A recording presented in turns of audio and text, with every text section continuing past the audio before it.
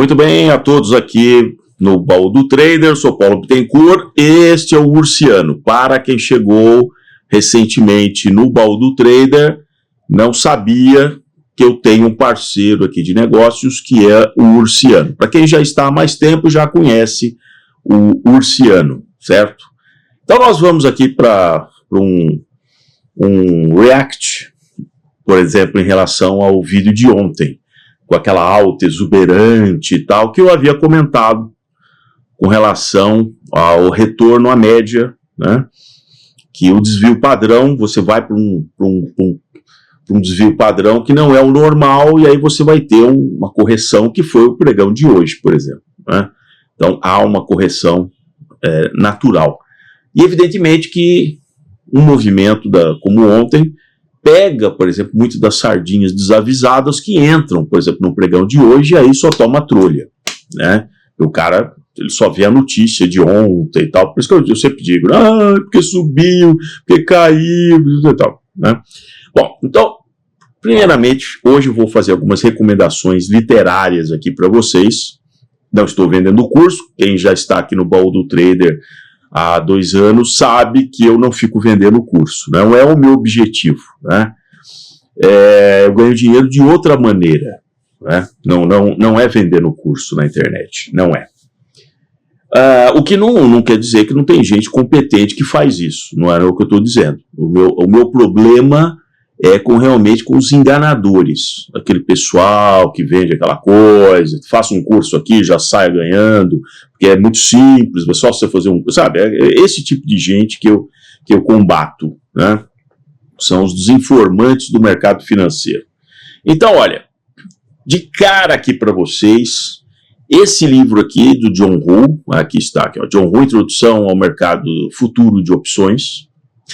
Não que você pretenda operar futuros ou opções, mas a didática do Hu para explicar a formação das séries históricas, esses cálculos, você não precisa depois ir lá e ficar fazendo, mas é importante você entender o conceito. Isso aqui é uma edição da boa e velha, saudosa Bolsa de Mercadorias e Futuros, a BMF.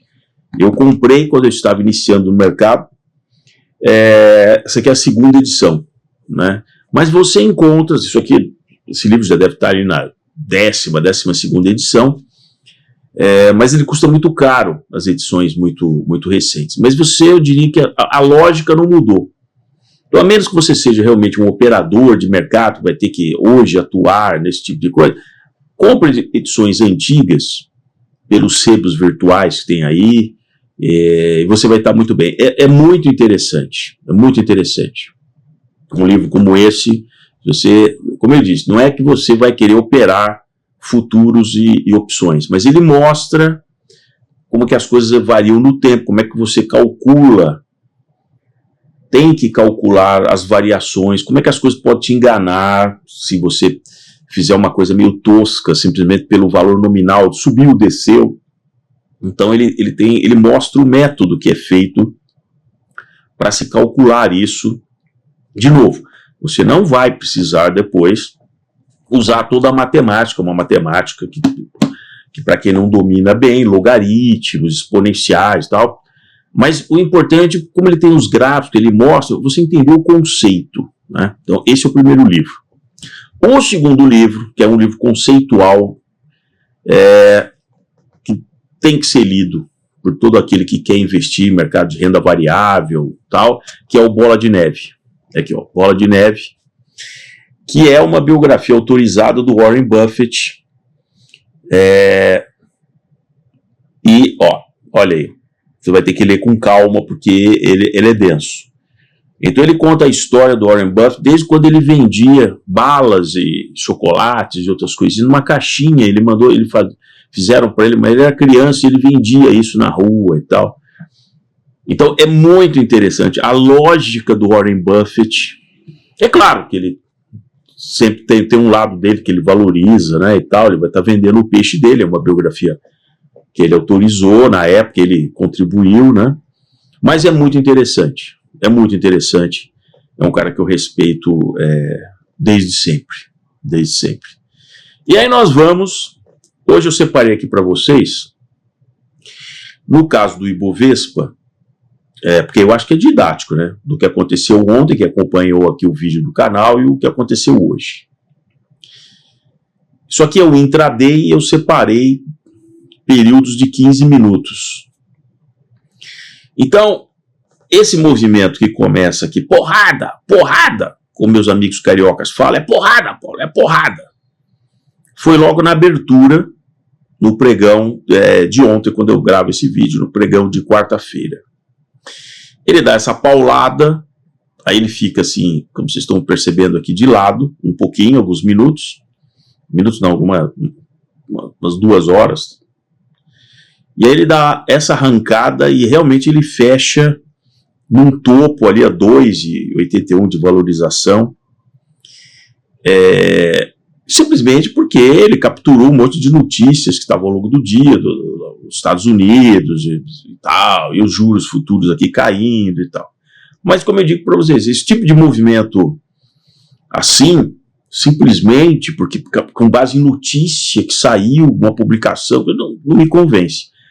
É óbvio que haveria uma correção no dia imediatamente posterior. Então vejam que, tão logo abriu o mercado no dia de hoje, ele já sai para baixo. Já sai para baixo. Veja, só voltando um ponto aqui, veja que as coisas não mudaram, sabe? Entre o momento do fechamento às 6 da tarde, não aconteceu um novo ataque atômico, não teve um negócio não.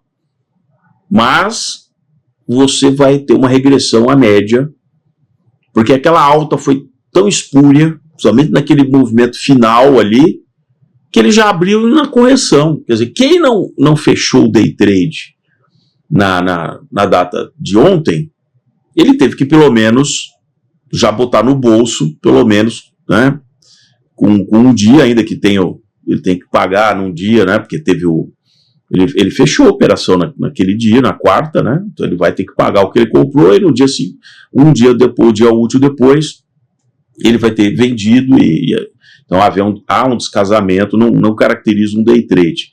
Mas é interessante que ele vem mergulhando, né? Ele vem mergulhando desde a abertura e chegou a estar ali 1,41, 42 de queda em relação ao fechamento, no exato momento que o magnânimo presidente está fazendo aquele discurso bravateiro, como sempre, falando dele, né? Que ele sempre volta a falar dele, né? Ele tem um fetiche de falar dele mesmo, né? Em terceira pessoa, né? Então ele fala dele mesmo em terceira pessoa, uma coisa sensacional. Então o mercado não deu bola para o discurso do presidente. E aí no final ele esboça aqui uma leve recuperação, mais ou menos nesse mesmo patamar que ele tinha ficado meio estacionado aqui, né? Ele não quer abandonar aqui, ele está lutando para ficar um pouco acima dos 120 mil pontos. Né? Como os preços estão muito baixos das ações, se a gente considerar a inflação, né, já de 12 meses, então uma ação que vale 10, só pela inflação ela ficou desvalorizada ali, aqueles 4,83, só pela inflação, e mais o que muitas vezes ela caiu, né, ao longo do ano. Então os preços realmente estão com uma desvalorização muito grande. Então, com a mesma quantidade de dinheiro de vários meses atrás, você acaba comprando mais ações. Então, esses movimentos, muitas vezes, como ocorreu ontem, fica mais fácil de você dar essa puxada, né? Porque a própria base de cálculo está menor. Mas vejam que não há notícia que sustente o Ibovespa nesse patamar. Não há. E veja que nós estamos bem na primeira quinzena do ano e o judiciário está com a boca fechada, felizmente,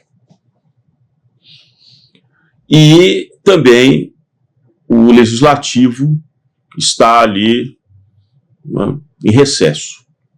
Imaginem quando entrarmos realmente em fevereiro, que aí essas duas entidades e tal vão voltar a falar todas aquelas besteiras costumeiras. Por enquanto, a gente só tem as bravatas do executivo. Então, só quem está fazendo o preço no momento são as bravatas do executivo. Aliás, vocês vejam que já sob a administração do tropeço lá na Secom,